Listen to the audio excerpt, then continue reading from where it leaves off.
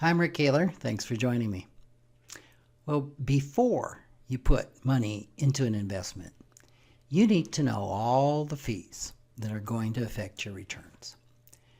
Unfortunately, discovering those fees is not an easy task. So I thought I'd give you some suggestions to help you ask the right questions and get complete answers.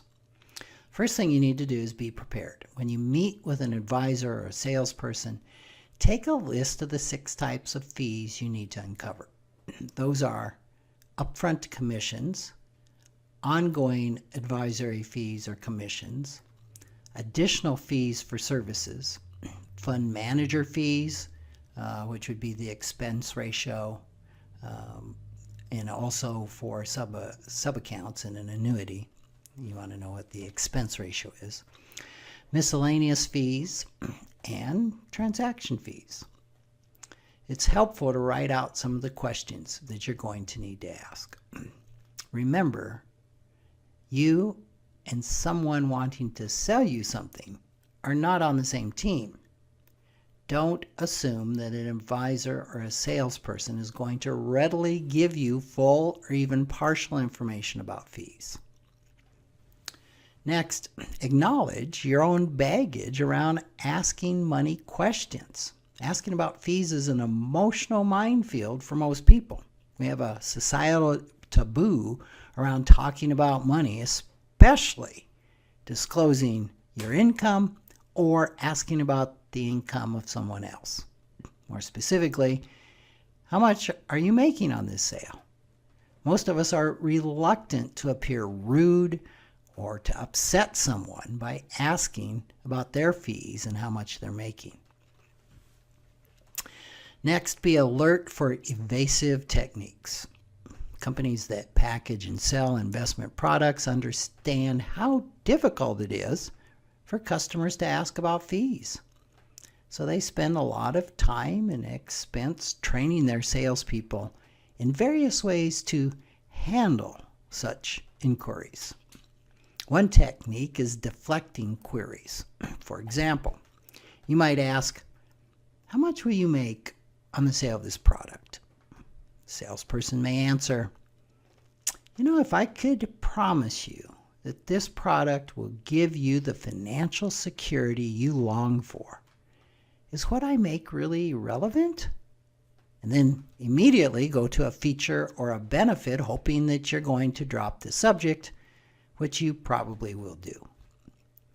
Another technique is to use jargon to confuse or intimidate or deflect.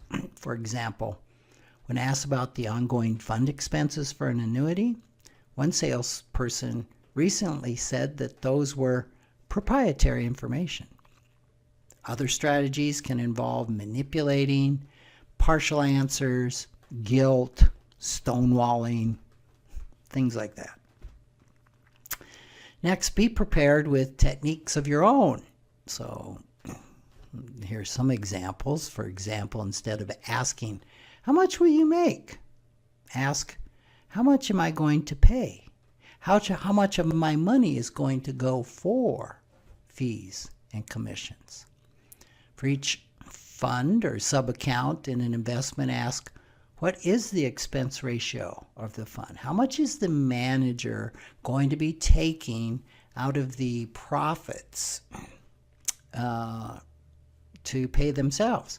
And also, they will take that fee out regardless of whether there's profits or not. So they'll get paid even if there's losses. Ask questions that require specific answers. For example, if I buy this investment today and want to get out tomorrow, how much do I get back? If the answer isn't all of it, less or plus 1 day of market gains or losses, the difference is probably a commission or a fee. If it's a mutual fund investment, ask, will I be buying institutional shares? If not, ask what share class you will be buying, and then ask what's the annual difference in the expense ratio between the institutional share, often called the iShare, and the share class that I'm buying. The difference is sometimes the annual commission paid to the company. For example, I'm thinking of one mutual fund where the I share is 0.45 and the R share is 1.54. It's a big difference, and the difference goes to the company and the salesperson. If you're purchasing an annuity, ask what the annual costs are charged by the company and the sub-account managers. Ask what other fees could be charged to me that we haven't talked about. These can be fees to move money, purchase or sell investments in the account, annual fixed fees charged by the company, fees to open or close an account, or fees charged on new money contributed to the account. Next, be persistent. The reason so many advisors and their firms get away with charging horrifically high fees is that consumers don't usually question them. And when they do ask, they don't persist. Be the exception. Be willing to be difficult. Be prepared to ask the same questions 5 or 6 times until you get complete answers. And it's a good thing to get those answers in writing. Next, be prepared to take a timeout or walk away. You don't need to make a decision on the spot. Tell them you always sleep on any financial decision. And if you're pressured to make an immediate decision, or if some wonderful deal is going to disappear if you don't act right now, that's all the more reason to walk away. If you aren't satisfied with or don't understand the answers you receive, you can take the information to an independent financial professional, such as a CPA or a fee-only planner, to evaluate. Whatever you pay them is probably going to be the best investment that you can make. Finally, remember that no one cares more about your best interests than you do.